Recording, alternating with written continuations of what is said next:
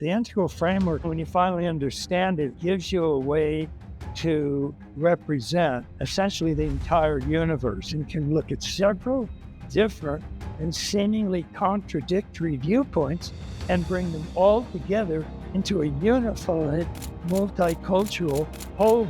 There are cases where certain stretches of evolution will reverse, but we can spot these forces in our own being because we are holons too. All things in the universe are holons. All holons evolve, and so they're going to increasingly get more and more sophisticated. Several AI companies that are working with the integral framework will make the future less frightening, because when you hook integral theory up to AI, you reduce the number of missteps you get in evolution.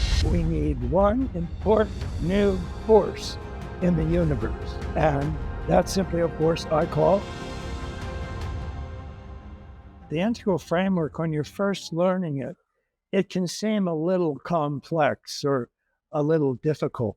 But if you just stay with it as you begin to learn it, it actually gets quite simple. And when you finally understand it, it's a very simple framework that gives you a way to represent essentially the entire universe and everything in it. And that's a very helpful thing.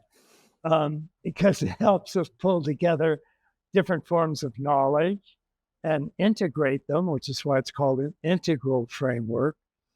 But it's also, the framework is also based on actual stages of development that all human beings go through.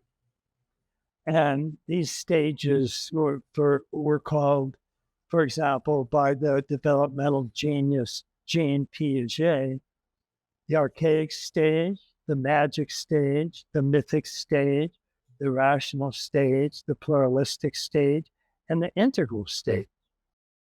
And so, since I, in effect, created the integral framework from the integral stage, I just, of course, called it the integral framework or integral theory.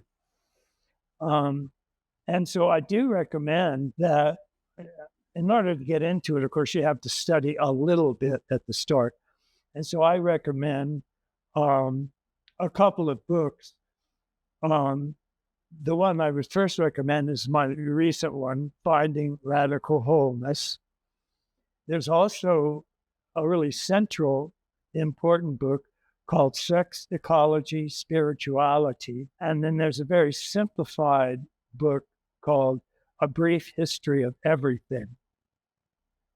And any of those can get you started, but I do recommend Finding Radical Wholeness. Thank you so much for explaining the framework there. What is going on in consciousness in the world right now with so much change and evolution that's currently underfoot? Maybe you can describe how we got here and what's going on. The world varies, of course, from place to place, but I'll give a general overview of the Western world. We have already gone through the Archaic stage, the Magic stage, the Mythic stage, and most of the Integral stage. We've also started a very influential movement in the next stage, or the Pluralistic stage, which is also called the postmodern stage. Whereas the previous stage, the Rational stage, is the modern stage. The Rational stage, about 50% of the population has reached stably a rational stage of development. And that's the stage that Piaget called formal operational cognition, which simply means thought operating on thought. And that's important because the stage right before thought, the concrete operational stage, whereas thought is called the formal operational stage, the previous concrete operation stage, which we go through roughly from ages 7 till 10 or 11, the concrete operational stage is thought operating on the world, on the concrete world. So if a child says, for example, I'm going to go ride my bike, that's a concrete operational statement. Because if he follows through on it, it means he'll go over, pick his bike up, a concrete operation, get on his bike, a concrete operation, and ride his bike off, also a concrete operation. So when we move from concrete operational to formal operational, which is not thought operating on the world, it's thought operating on thought. So that gives you things like logic and mathematics and so on. And those are all universal systems. So whereas in concrete operational, you might have something like Polish chemistry and Hindu chemistry and Protestant chemistry and so on. But at the rational stage, you just have chemistry. It's not divided into all those separate items. And that's the product of a formal operational logic or thought operating on thought. And then those are all universal systems, whether it's chemistry, biology, mathematics, logic. There's one of them and it's true for everybody. Now, what we get when we move from the rational stage to the pluralistic stage is pluralistic thinking starts to recognize many different or multicultural types of truths. So you will have a multicultural framework. So you'll include multicultural thoughts from Poland, thoughts from Britain, thoughts from Russia, thoughts from China, and so on. And that is why it's given its name pluralistic, because there are pluralistic systems coming from multicultural situations, and all of those are deemed important, and they all need to be included in however way you can. But what pluralistic thinking can't do is it can't take all those different multicultural truths and pull them together, which is what integral thinking does. And so at the postmodern pluralistic stage, we drop from about 50% of the population to about 25% of the population. And that has given rise to the switch from the 1950s and early 1960s, which was the rational era, or the so-called modernity, the modern area, and modernity is when the modern sciences based on rationality were first invented.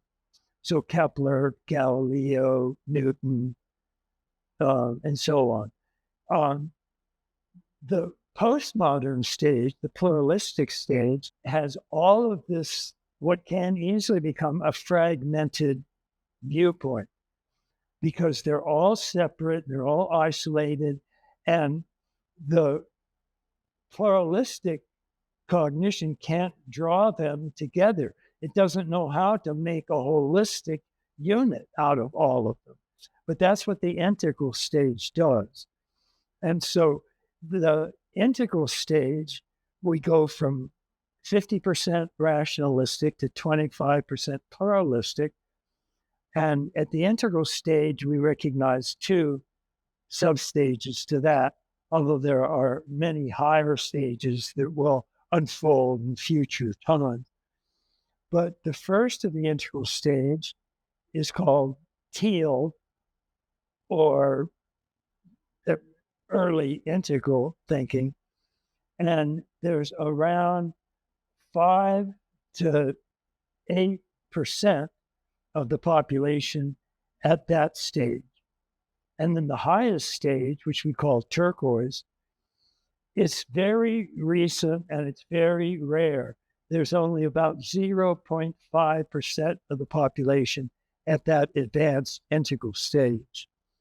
So that's in a sense where the West is. 50% rational, 25% at post-rational or postmodern or pluralistic, and about 8 to 9% at an integral stage, either early or later.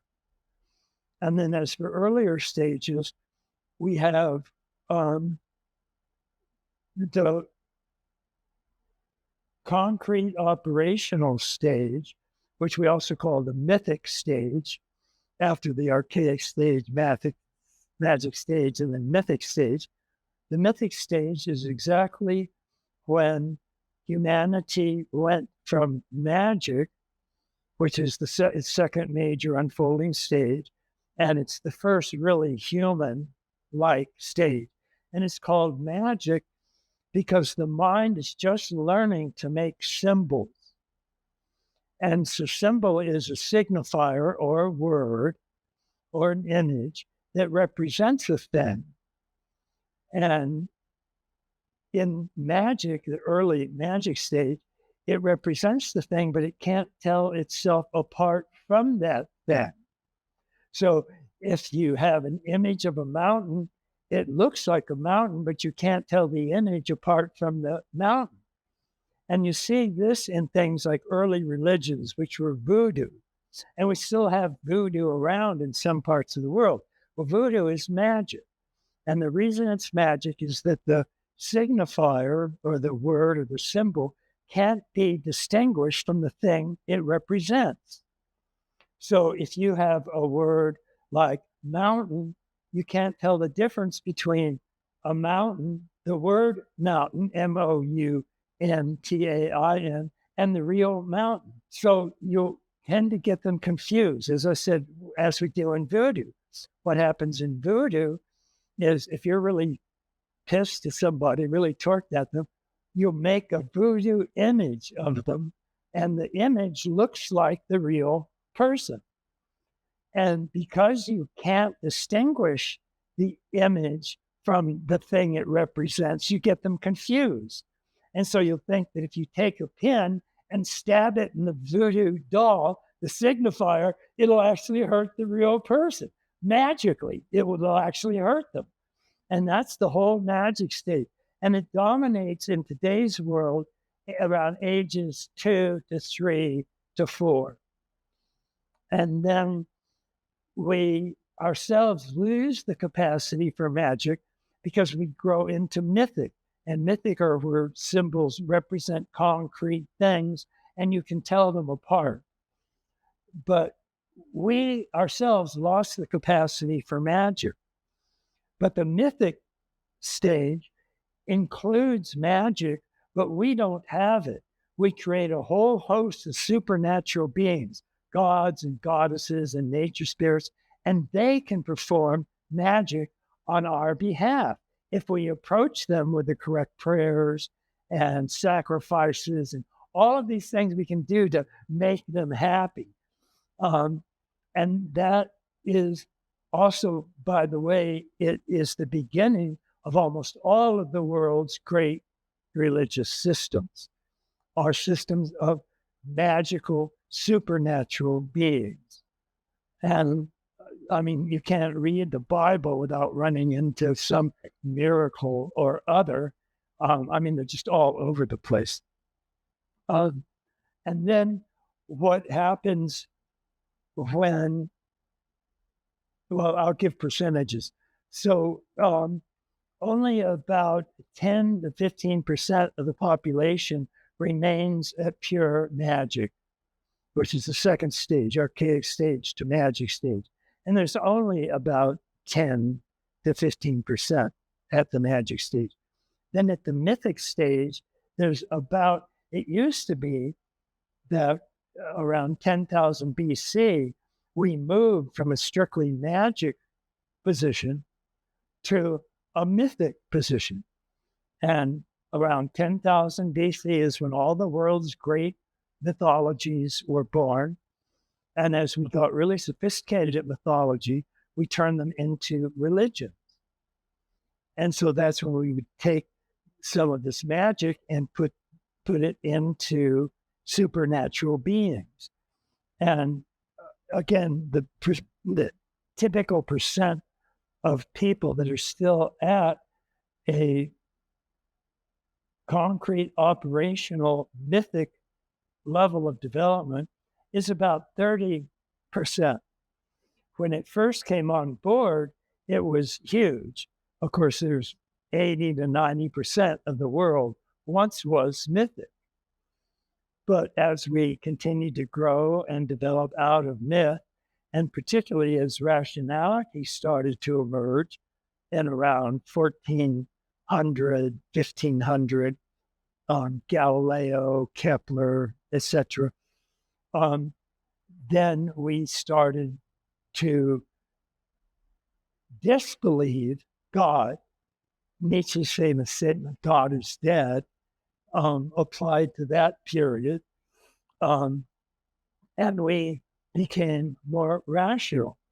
And as rational grew and developed, it grew to 50 to 60 to, at its height, maybe 70%. And that's when all of the modern sciences were invented. So Kepler, Galileo, Boyle, Newton, all of them came into existence with the rational level. And that was a world that sort of made sense. I mean, it was all logical because it was rational. Wow, Ken Wilber and a total masterclass on integral theory and the stages of evolution and consciousness. Guys, I know you're loving these podcasts. Obviously, you're here for your second, third, fourth, fifth time. If you can, please take out a quick sec to do us a solid favor. Everything you see here around the Inspired Evolution is powered and empowered by your subscription. So please take a moment to subscribe to the channel. It makes all the difference in the world. Thank you so much in advance for doing so. Back to today's episode with Ken. It's often said that the West is logical and rational because of the Judeo-Christian inheritance. But that's not the main cause of rationality. The Bible is largely written from a mythic point of view. And it talks like that. In the beginning was God. God created the universe, and et cetera, et cetera. And each time he brings something new into creation, he looks at it and he goes, that is good. He really likes what he's doing.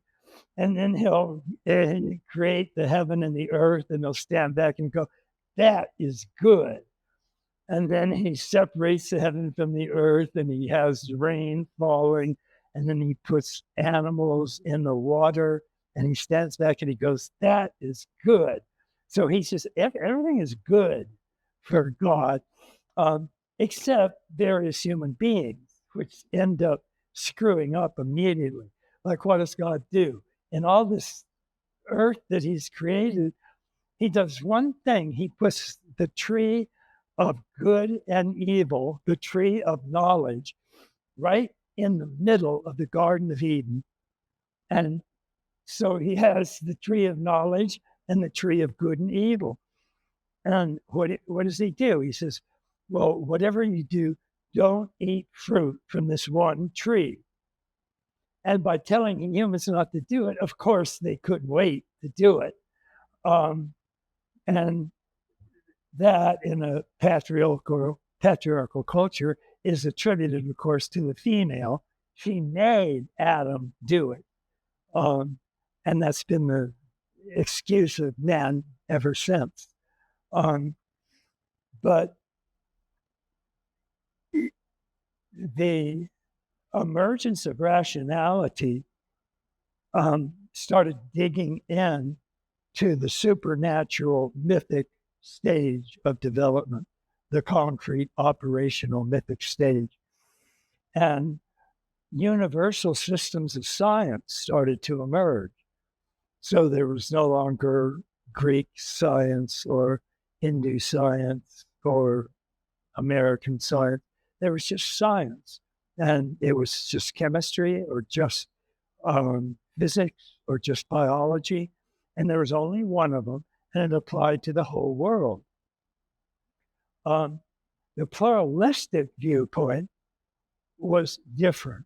It looked at these truths, philosophical truths or scientific truths or truths of good and evil, and it noticed that there were all sorts of different cultures in the world.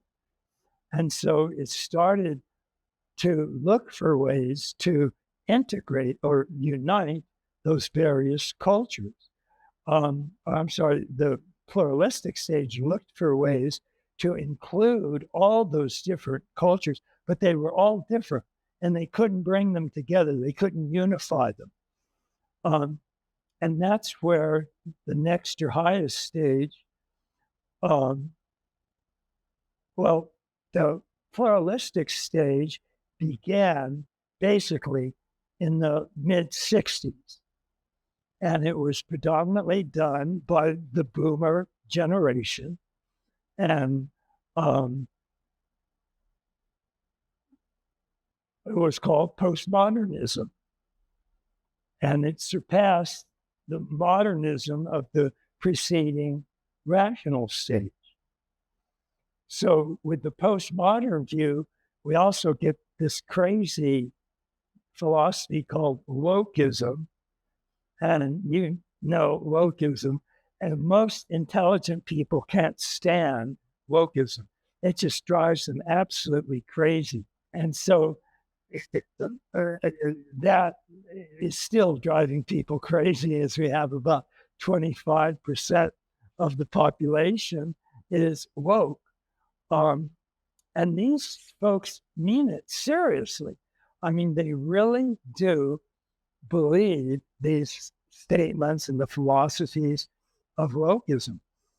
And so what happens at the very leading edge of the pluralistic stage is that it starts to look seriously at all these pluralistic, multicultural viewpoints. And it starts seriously trying to find ways to bring them together. And it does that by creating integral cognition. And integral cognition can look at several different and seemingly contradictory viewpoints and bring them all together into a unified multicultural wholeness. And that's why we're at a very important point in the world, particularly the Western world, where we're starting to create these integral frameworks. And integral theory happens to be one of them. But they're very important because they do manage to bring together all this multiculturalistic pluralism into unified, singular wholes. And that's very important. So that, in a sense, is where the world is right now. And I'll just say one further thing, which is when a leading edge of the population, which could be at 2%, 5%, 10%, 20%, 30%, 40%, when it's first growing and it reaches 10%, then the entire culture undergoes a kind of shift. And the value of that leading edge, whatever it is, whether it's magic, mythic, rational, pluralistic, or integral, whenever 10% of the population reached magic, we went from an archaic stage to a magic stage. And it didn't mean everybody was at magic, only 10% of people were at magic. But 10% seems to be enough to kind of tip the scale. And what happens when we went from 10% magic to 10% mythic, then all sorts of mythologies started to bloom and started to come into being. But they didn't really exist until the magic stage was 30 or 40, or the mythic stage was 30% or 40% or even 50%. And that's when we got the real flowering of the world's religions. But that 10% turning point is important because recall I said that the percentage of the population at integral was maybe 7 to 9%. So we're getting very close to the percent of the population at integral being 10%. And when we hit that, it'll be a tremendous influence. And what happens whenever the leading edge becomes 10% is that culture becomes aware of that value. And most people will know what it means. Like when the mythic stage hit 10%, most people understood to some degree myth, and they would grow into it as myth grew to 20%, 30%, 40%, and so on. But they started to get the gist of it when mythic hit 10%. The same is true of rationality when 1450, 1550, 1650, Galileo and Kepler, for example, in 1605, both Galileo and Kepler hit upon the foundations of modern science, which was they both made the statement independently and simultaneously. They stated the laws of nature are to best be understood through measurement. And measurement meant logical measurement and mathematical measurement and so on. And Kepler measured planetary motions and came up with a law of planetary motion. Most philosophers in the West, since Aristotle on, thought that the planets, because a circle was supposed to be the perfect form, they thought all the planets went around the sun in a circular motion. Kepler found out no, because he actually measured planetary motion. And he found that they all went in an elliptical formation, which is a slightly long-sided circle. And so the sun was here and a planet was there. And the planet would go around the sun in an elliptical motion. So that was his example of the laws of nature to best be understood by measurement. And he did understand the planetary laws of motion through measurement. Galileo, in the meantime, is always pictured as dropping several objects off the Leaning Tower of Pisa. And when he did, he noticed that no matter what their weight, they would all hit at the same time. And so he developed the laws of terrestrial motion. Now, it's his example of the laws of nature to best be understood by measurement. He didn't just sort of watch people drop objects off the thing, but he actually measured how long it took. And except for air friction, like if you had a big round balloon and a small rock, the rock would fall faster than the balloon because of all the air pressure on the balloon. But other than that, they fell at the same speed. And then Isaac Newton, the super genius Newton, drew both of those together and developed his notion of universal gravitation. And that was, he's often depicted as sitting under a tree while an apple falls on his head. And that's meant to say that what he dreamt when the apple hit his head is that the same force that makes the moon go around the earth, namely gravity, makes the apple fall from the tree. So there was his laws, and he developed the laws of earthly motion, force equals mass times acceleration, and all of these that he's really well known for, and deservedly so.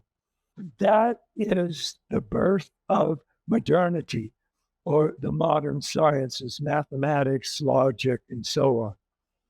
And then in the 60s, when we had the crazy boomer generation, and I'm a boomer, so I can't get around that fact. But we came up with the notion that we really do have a plurality of systems. And these pluralities mean that all cultures have their own truths, and virtually all of those truths are important, and they need to all be unified or combined or included in our overall map of the world. And of course, there's some truth to that. But it got out of hand fairly quickly and blew into the postmodern era, which had all this wokeness and all this extremist diversity. And the point that diversity became fragmentation and brokenness. And that's what we started noticing during the 60s, is the fragmentation that we saw in culture. And it really bothered us, and we started thinking about ways to deal with it. And that's why at the end of the boomer generation, the leading edge of multicultural pluralism started to look really hard at how to draw together all of those fragments and make them a unified, holistic entity. And that started the beginning of our move towards integral stages of development. And that's where we are right now, is we're coming very close to 10% of the population reaching an integral stage of development. And when that happens, we'll see the same change that we saw when we first hit magic and voodoo and all sorts of those kinds of creations were made. And what happened when we first hit mythic and the world's great spiritual religions were created. And when we first hit rational and modern science itself was created. Now, with the emergence of integral, we're going to have the emergence of all sorts of integral thoughts and integral theories and integral frameworks. And as I said, my own theory is one version of this. Yeah, it's really inspiring to feel. Also, they're separated in tiers in some way as well, because we've gone from, like, in the first tier we had that red magic, and then the amber mythic, and the orange rational, and the green pluralistic. Then we start venturing into this second tier, the teal, like you said, holistic, and turquoise integral. They could just be laid out, but what does it mean to be stepping out from the first tier into the second tier? Is that what you were referring to before, where our thoughts are based on the concrete, and now our thought forms are based upon thought forms themselves? Is that one of the hallmarks of going from first tier to second tier? Is there more to it than that? Well, what we discovered as we got to the highest stage in the first stage, and it was named first stage by Claire Graves, whose work Spiral Dynamics is based on.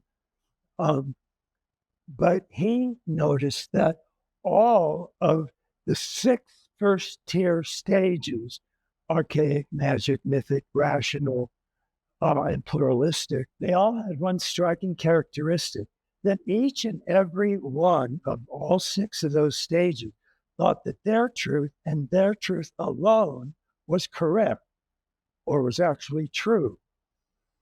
And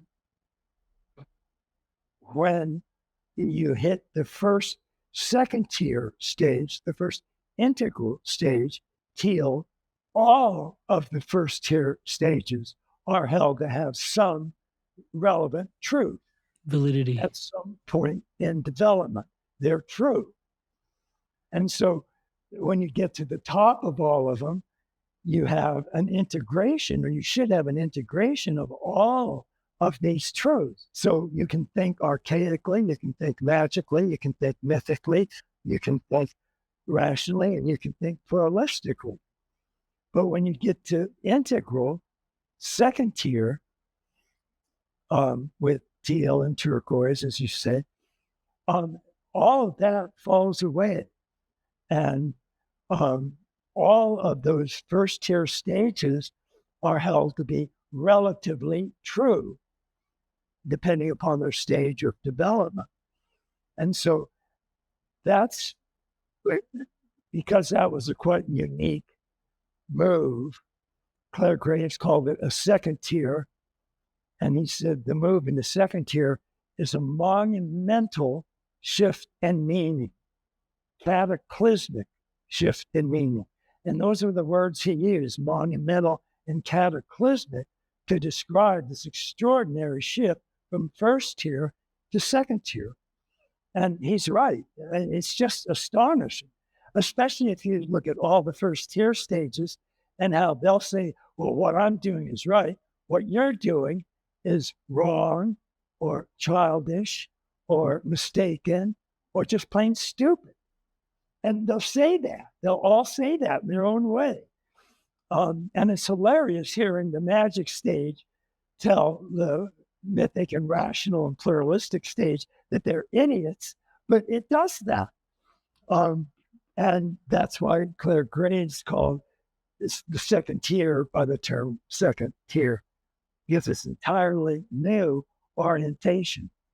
And I myself postulate that there'll be a third tier. We have no idea exactly what that is. Well, I have a couple of wild ideas, but I won't go into them. But I have what I call a third tier. And it is basically, just briefly, there's generally a difference between what I call growing up, which are the stages of first and second tier, are stages of actual growth and development. And waking up is a different growth suit. Waking up is things like an enlightenment experience or an awakening experience or an enlightening experience. Enlightenment means you feel one with the entire universe. And there tend to be about 5 major stages that waking up goes through. And they're called the gross stage, the subtle stage, the causal stage, turiya, which is just Sanskrit that just means the fourth. I mean, how bright is that? The fourth comes after the third. So they cleverly called it the fourth. And then the fifth is turiya tita, which means beyond turiya, or the fifth stage.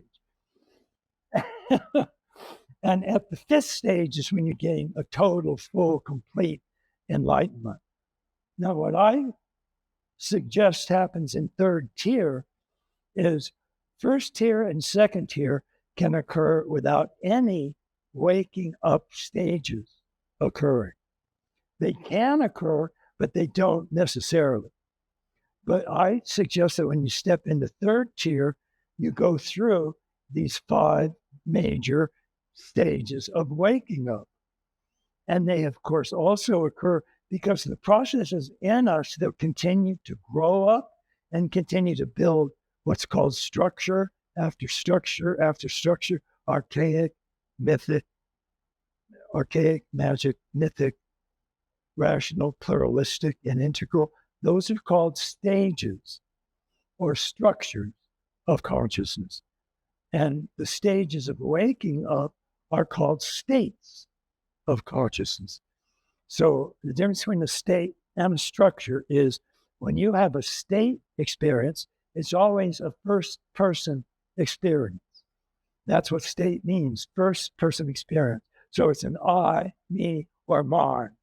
So if you're sitting in the woods and you're meditating, and all of a sudden you become one with everything, the entire universe, and you're drenched in love and bliss, you know it. There's no doubt that you are having a wild experience because it's a first-person you experience. And so you know, wow, I am one with everything. I am God. And that's how it's experienced. It's a God experience. But if you are moving from, let's say, mythic stage to a rational stage in the process of actual growing up, you have no idea you've made a shift in stages. As a matter of fact, right now, you can't see these structures by looking within. You have no idea what stage or structure you're at. And so that's the difference. And that's how I see them coming together in third tier. So there is room for third tier. Hi there, guys. I wanted to take a quick moment just to introduce you to my one-to-one coaching. It's something that I deeply love doing. As you can tell, conscious conversation is such a massive part of my life. And having one-to-one, deep, meaningful conversations with people where I get to show up as your brother or as the coach or as your mentor has been such a gift for me personally, and a gift for lots of the people that I have supported on the journey of living a more spiritually empowered, spiritually powered, spiritually aligned life. You don't have to take my word for it. Here's some examples of people all around the world that have experienced profound transformations through this coaching experience. Amrit is a fantastic coach. In a few sessions, he got to a depth that I'd only experienced before working with certain medicines. And he's gone through a lot of the struggles that you're probably facing, and Amrit's been a really strong, supportive figure in my journey. In control of myself. I'm kinder to myself. I actually have that vision and a purpose. I do feel like I'm a better version of myself already. Amazing energy. He was easy to talk to, which made me easy to trust him. Working with Amrit at 9 o'clock on a Saturday morning, and really I was bouncing out of bed. Whenever I get off the calls with Amrit, best money we've ever spent. I would not recommend him because I don't want everyone to know about him, and then I won't be able to book him. If he gets too busy, I won't get my turn. I would say absolutely. There's no way you can work with Amrit for a period of time without being transformed. So if you're considering him as a coach, do not hesitate, because you won't be disappointed.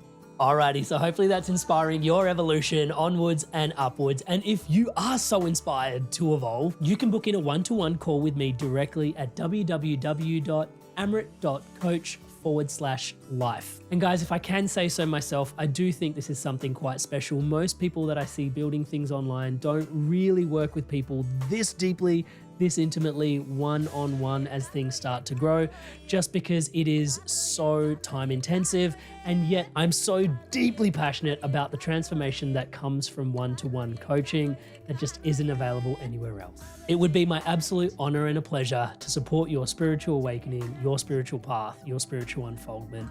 It is my life's work. I look forward to seeing you in the call. Back to today's podcast. There's a question around the stages then. What are the forces at play that are encouraging the stages along? Well, first of all, we need one important new force in the universe. And that's simply a force I call Eros. There are an enormous number of names for this. The New Testament talks of metamorphosis, and it talks often. Metamorphosis is almost the most commonly used word in the New Testament, because that's what Christ brings. He brings a metamorphosis, a complete transformation of the being. If you're Christian, you believe that. And so we need Eros, in addition to strong and weak nuclear and the other two natural sources. We need a fourth force, which is Eros, or metamorphosis, or transformation. And transformation is different from translation. Translation is a horizontal force of movement, and transformation is a vertical, upward climb. And so when you have Eros working for you, you have a constant push to transform and go up. And that's true of all holons. All holons have these four forces. And so whether the holon is physical or emotional or mental or spiritual or whatever, it's going to have a series of transformations upward that occur in it. And we find that in all four quadrants. We find abundant evidence of it in all four quadrants. And so that's what's fundamentally with that new force. And there are at least a small majority of scientists nowadays that believe in the existence of metamorphosis or Eros or vertical transformation. Stuart Kaufman of the Santa Fe Institute, which is a very famous institute of integral systemic studies, he actually calls it self-organization. And that's probably the most common term that's used by most scientists for the sport. It's self-organization. So when you have a self-organization that's driving to higher and higher structures, you're going to get higher and higher structures in anything that is a holon. And the universe, by the way, is made of holons. Think about it. Whether you go from atoms to molecules to cells to multicellular animals to the whole tree of life, each one of those is a whole that transcends and includes the previous whole. So atoms transcend and include protons and neutrons, and then molecules transcend but include atoms, and single cells transcend but include molecules, and multicellular animals transcend and include single cells, and so on up the whole chain of being. So the universe is made of holons. All holons have 4 forces, and the 2 horizontal forces are agency, or the drive towards wholeness, and communion, or the drive towards multiplicity, or manyness, or partness. And the upward drive is Eros, and then the drive that reaches down from a higher level to embrace a lower level is called agape, which is a Christian term that means inclusive love. And you've probably heard the term agape. I mean, it's fairly common. And Eros is the opposite love. Eros is the lower reaching for the higher. And that is what gives us our self-organizing thrust. And agape is the higher reaching for the lower, or embracing the lower. And those are the 4 forces that all holons have. And that's where we get basically all of the creativity in the universe. And since all things are holons, all things have these 4 forces. There's like the cardinal directions that are guiding us along. You mentioned the word holon. I think you've described it fairly adequately for those that are new to the concept. You also mentioned 4 quadrants, and for some people that might be new. Can you weave all of that together as a bit of an explanation, please?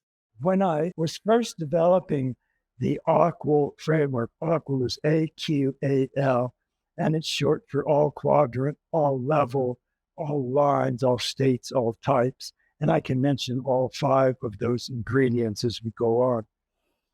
But I was sitting down and I noticed that so many things that exist in hierarchies.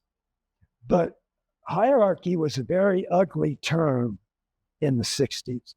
It still is for a lot of people, because they think all hierarchies are built on power, and you have the powerful crunching and oppressing the lower, and that's what a hierarchy is. That's not at all what a hierarchy is. In order for something like that to happen, agape has to turn into a negative force of oppression. And what happens is agape, when it becomes distorted, turns in from agape into thanatos. And thanatos means the drive to death. And notice that Freud, he had 3 formations of what basic instincts are in humans. And his second and most famous is sex and aggression. But his third and most profound was Eros and Thanatos. Now, notice what he was talking about was the drive towards self-organization. And instead of agape, the healthy drive towards embracing, he saw, because he dealt mostly with sick people, he saw only the sick form of agape. He saw Thanatos. And so for him, all human beings are a battle between Eros and Thanatos. And that means life and death. And that was how Freud died, thinking Those are the two major forces in human beings. And of course, they're not the core forces, they're just part of the broken or deformed or mussed up versions of these two essential drives. And Eros can also go sour. And when Eros goes sour, you don't have a love of the lower for the higher, you have a fear of the higher for the lower. So that's not good. And that is how these forces work together. So we don't want fear and death. We want love of the lower for the higher, and then the love of the higher for the lower, Eros and agape, and agency and communion. They also have sick forms, agency, which is self-individuation or autonomy, becomes a oppressive power force. And that's one of the problems that individuals have. And communion becomes a fusion. It's not just you're embracing your whole as a part of a larger whole, which is what communion is. It's an embracing of other wholes to make you a part of those other wholes. And so you have communion, but it becomes a fusion state where you just get mashed in with these others, and your communion dissolves into fusion. And that's not good either. So those are just some of the basic forces that all holons have. And we see that operating wherever there's evolution. And since all things in the universe are holons, and since all holons have at least these four healthy forces, then evolution and all holons evolve because they're all driven by a self-organizing upward metamorphosis or transformation. And so they're going to increasingly get more and more sophisticated, more and more complex. And you look at any strain of evolution, and that's what you find. It goes from small, like I said, protons and neutrons to small atoms, to molecules, to cells, to multicellular, to a whole tree of life. Each thing just gets bigger and bigger and bigger and more inclusive and a bigger holon and so on. So wherever you look in nature, you'll find evolution. Whenever you find evolution, you'll find holons.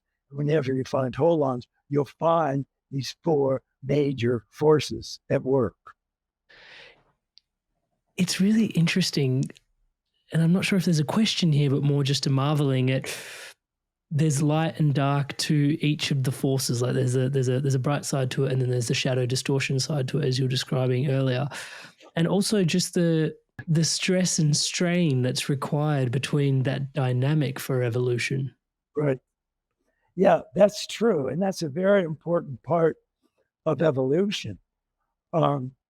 Because wherever things can evolve, they can go wrong because they're built of parts. Parts can break down or not fit or get confused. And so we watch evolution and we generally see it progressing or evolving, but there are cases where certain stretches of evolution will reverse or will actually regress and slide down the chain of increasing holons and become a chain of decreasing, fractured, broken holon. And that's a real stress between evolution and devolution, or moving up and moving down, or moving to more wholeness or moving to more brokenness. And we ourselves go up and down that chain. There are times when we can just really flourish and feel great about ourselves and open up and move forward. And other times we just can't get it together, literally. And we fall apart and hate it and slide back down. But we can spot these forces in our own being because we are holons too. Ken, one of the questions that emerges is around map and terrain and legacy. So does understanding this map support navigating the terrain with greater grace and ease? And does it accelerate evolution? Because it does seem like, we spent tens of thousands of years in certain colors and bands and frequencies, and then like the time frames seem to be like getting shorter and shorter and shorter overall, which does beg the question of just the nature of all of that, and also a secondary question underneath that. And I'm conscious I should probably only ask one question at a time, but your legacy, like what you're hoping that imparting this knowledge with others is actually hoping to achieve. As for that, does learning the math help you advance through the territory more quickly or more effectively? And as a matter of fact, we have real research on just this topic. Developmental researchers have found that if people just learn the stages, just memorize the names of the stage of development, whether it's moral stages, emotional stages, cognitive stages. If you just learn Piaget's names for the cognitive stages or Gebser's names, archaic, magic, mythic, rational, pluralistic, and integral, research has shown that you'll move through those stages at a faster rate, and which is just amazing because it's not learning that much, but it's just that whenever you're at a particular stage, if you know something bigger is coming, you'll be open to that something bigger. And it seems there's very good research on that. But it's definitely true. So I love it. Quick question, guys. I'd love to tune in and feel into your awareness around integral theory and what you know, your journey with integral. How much do you know? Are you new to it? What are you going to discover? What are you discovering through this conversation? What is your awareness around integral theory and the different levels, the different stages, the different states? There are lines, there are types. There is so much in here. We are just scratching the surface here today. I'd love to hear your thoughts on integral theory. Leave us a comment below. In terms of our overall spiral of growth as a collective humanity, that does also seem to be speeding up. So if we look at the emergence of the archaic stage, those are stages that have ape-like structures and functions, and we don't yet speak language. And so that's an archaic stage. And then the magic stage as a real magic, such as a belief in voodoo, or archaeologists are fond of talking about cave art. And it's always magical art because magic means that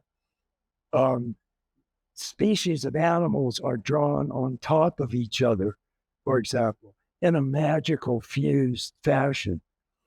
And then when mythic arises, they start to become separated and individuated, but they're supernatural and they can perform magic if you pray to them or sacrifice correctly or so on. Human beings as Homo sapiens tended to emerge around, well, it varies from the dates of given us, between 100,000 and 300,000 years ago.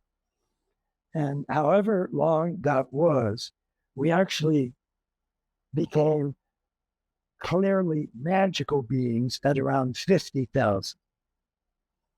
And then from magical to mythical, the first myths start showing up at around 10,000.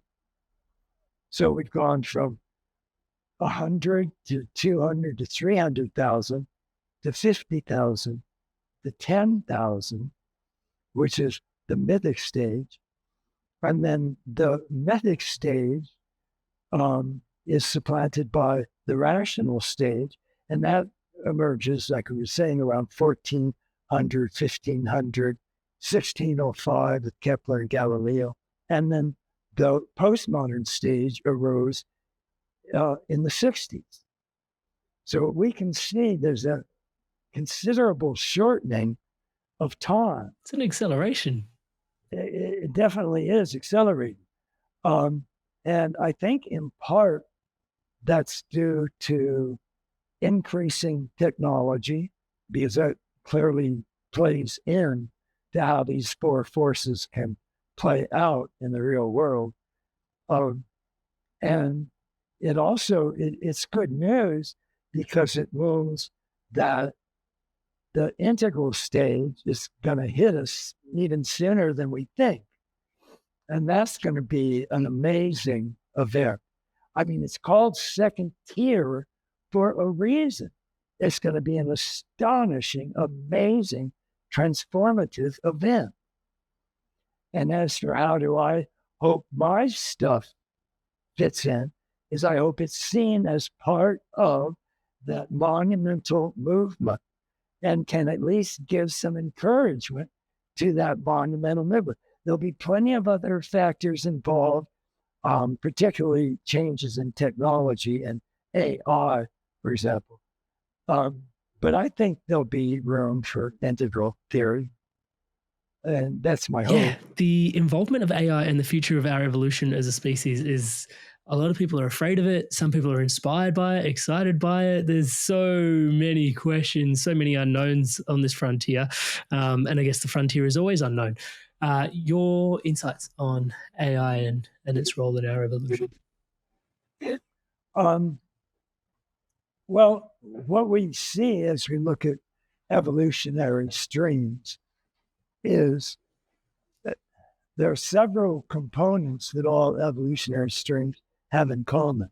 And I've sort of been talking about some of them, how they all have these four major forces that are driving them, and how all four of those forces can be broken or corrupted and lead to very bad outcomes. I think what we want to do with AI, and by the way, there are several very large AI companies that are working with the integral framework to create a systems AI integral theory.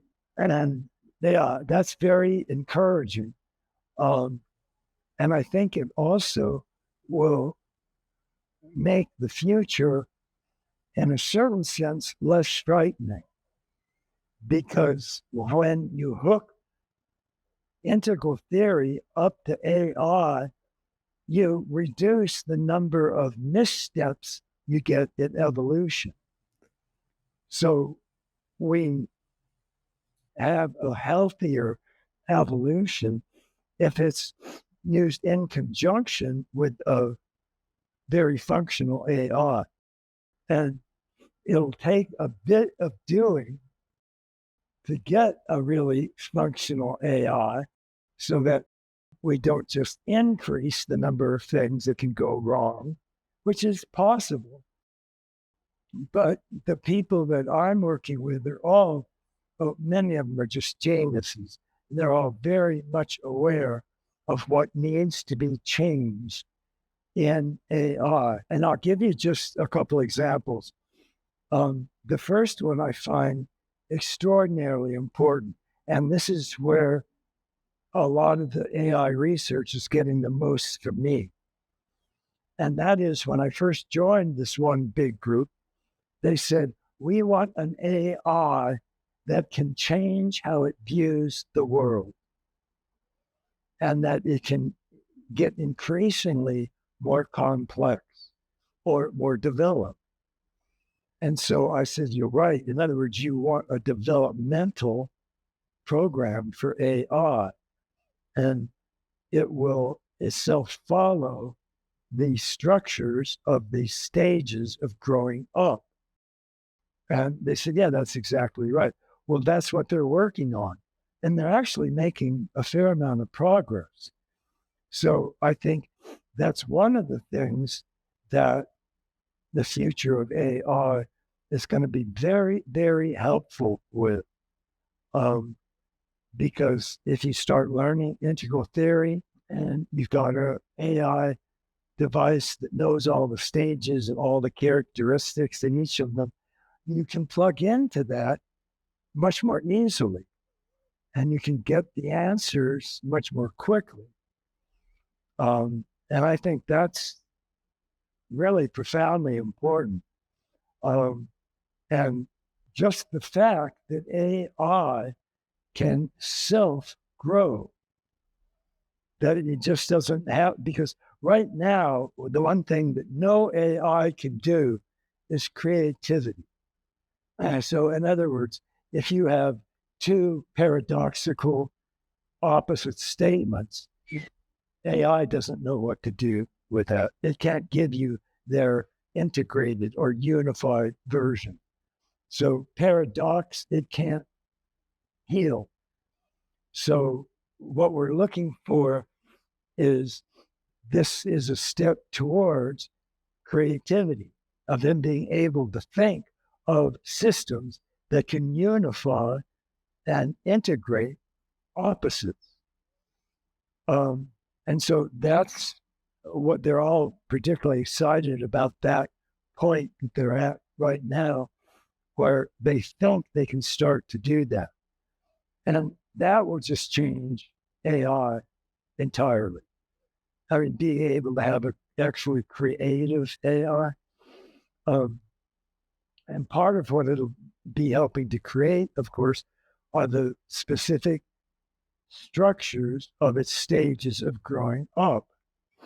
And it'll be able to integrate all of these structures into overall holons, holes that are parts of larger holes. That's a very creative act.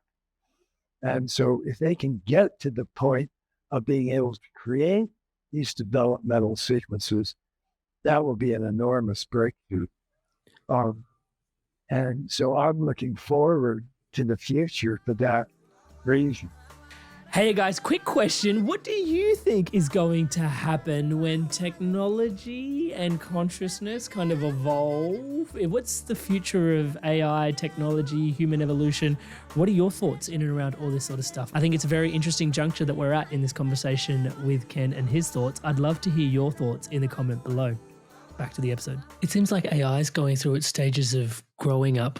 And is there a point where AI goes through the waking up states as well, and potentially leaning into Ray Kurzweil's work around, there being something interesting happening at 2045. Some people call it the singularity. We don't really know. I'd love to get your insights on what your thoughts are in terms of technological advancements and what happens at that particular juncture.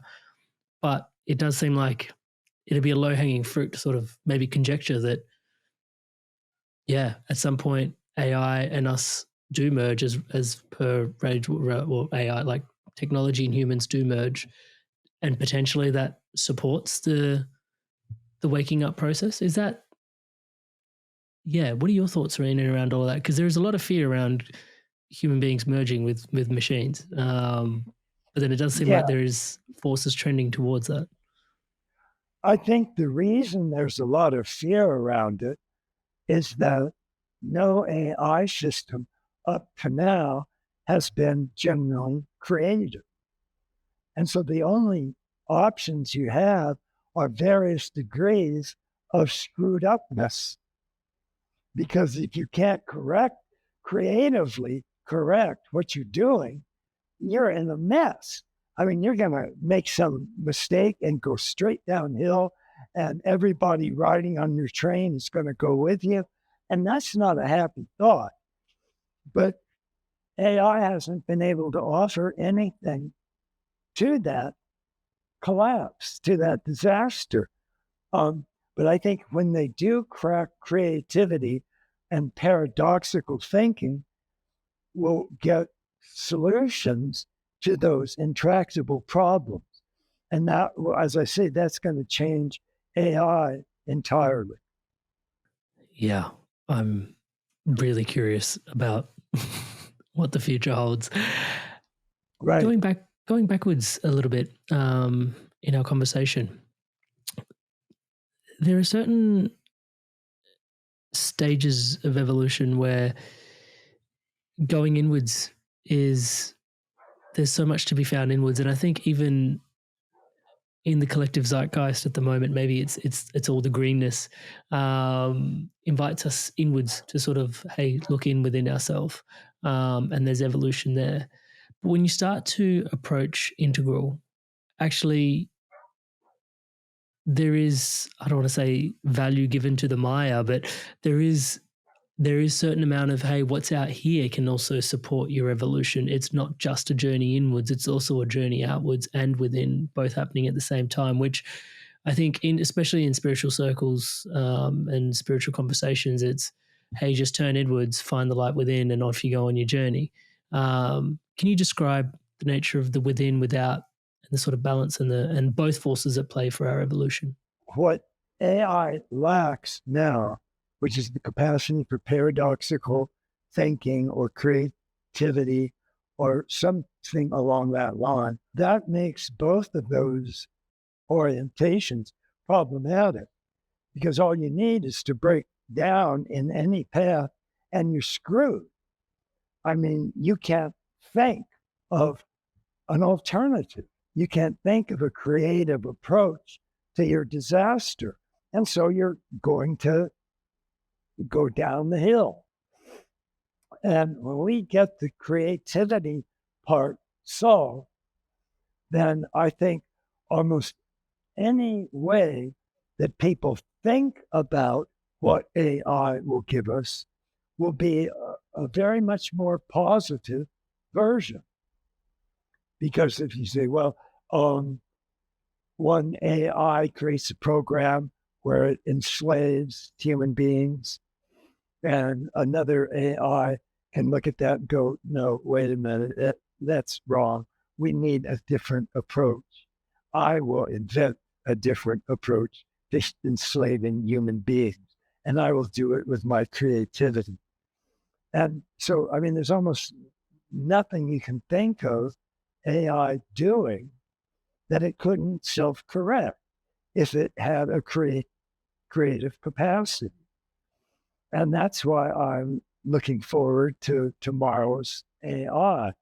That's why I'm very glad to work with a number of groups that are working towards just that. And they're delighted with what we're doing, by the way.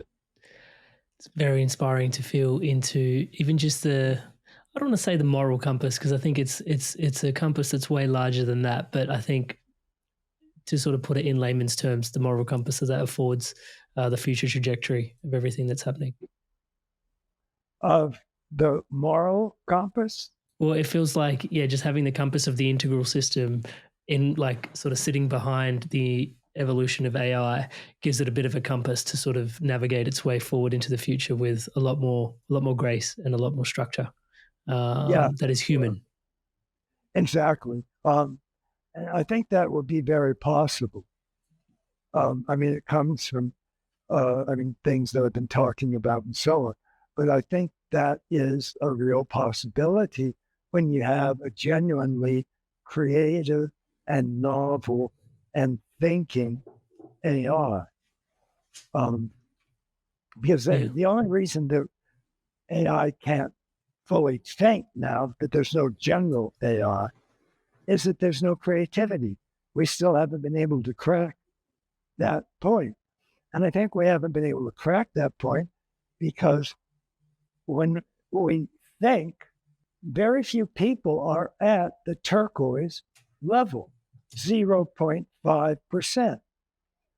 And so that's when you can really bring together opposites and create, almost every developmentalist calls the actual turquoise integral stage, they call it integral or integrated or complex systems and things like that.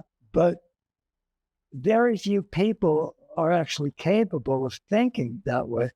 And therefore, we haven't been developing AI in that direction either, because we don't think that way. And if we don't think that way, we're not going to act that way. So that's a real problem. the first time that we get some creative AI up and running, we'll be thinking along with it. And so we'll be thinking creatively as the AI is spitting out creative and novel solutions. And that, again, that's going to change pretty much everything. And we will actually get a general AI. Is it as big as an advent as the advent of fire, or am I making it bigger than it is? Just think of what AI does now. I mean, even ChatGPT is a remarkable instrument. It can spit back human language almost as well as humans can. And it blows people away when they first start using it, because it's like they're talking to somebody.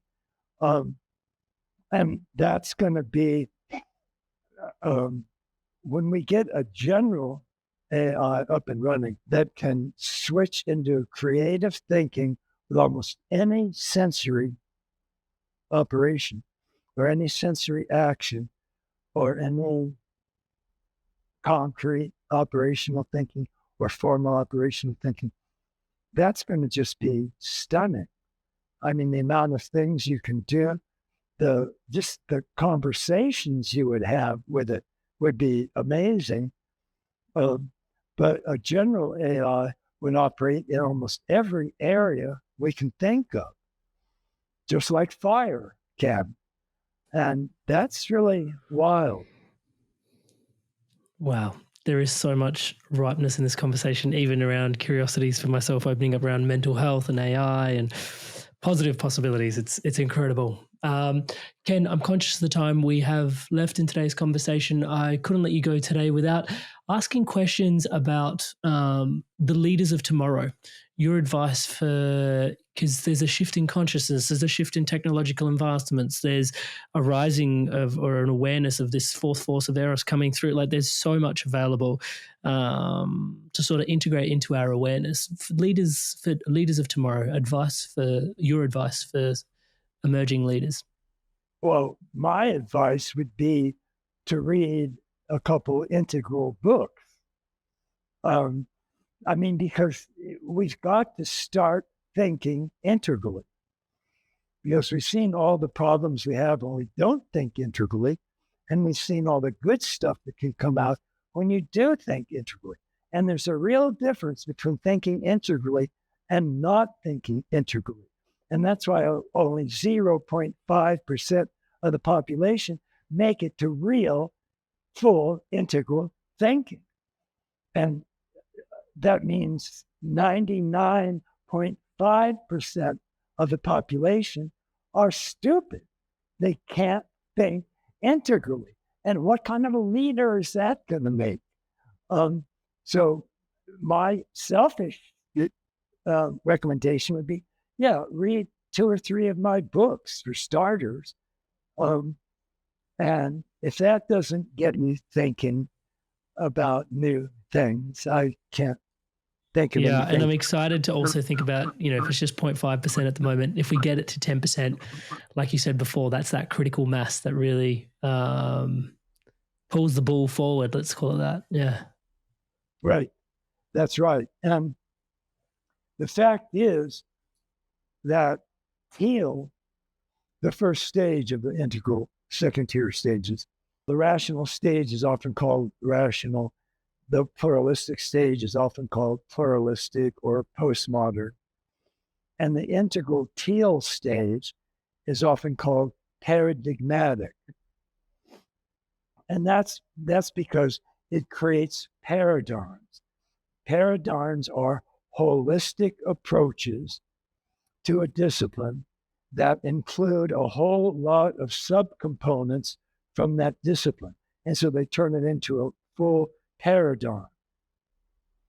Turquoise is called cross-paradigmatic, because it takes all the paradigms and brings them together.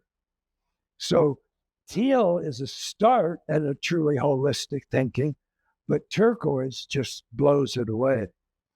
And so what we want is, it's great that some 5 to 7% of the population has reached teal, because that's very close to 10%. But what we're really looking for, of course, is for turquoise to move from 0.5% to 10%. That will just be mind-boggling. And so that's what I'm looking for, basically.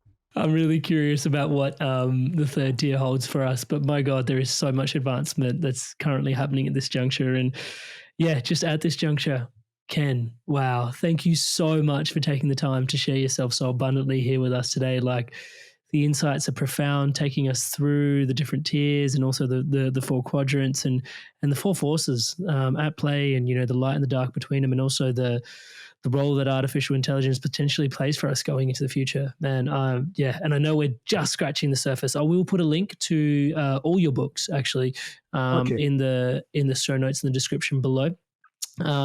Yeah, highly recommend people checking out the newest one, man. There is so much gratitude for your time here today, and yet there is so much of your content that's available online on YouTube as well. I'll put a link to your channel.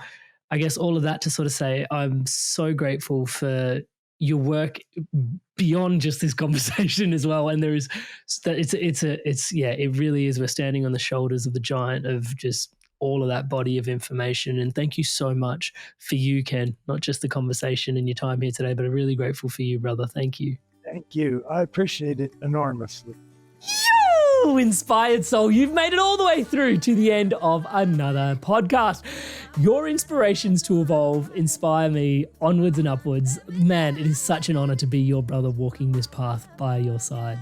Goodness.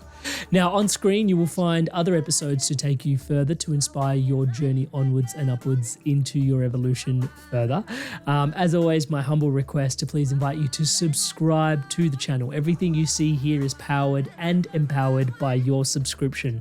Thank you so much in advance for taking the time to subscribe so you can stay up to date on episodes as they come out. We currently do 2 a week.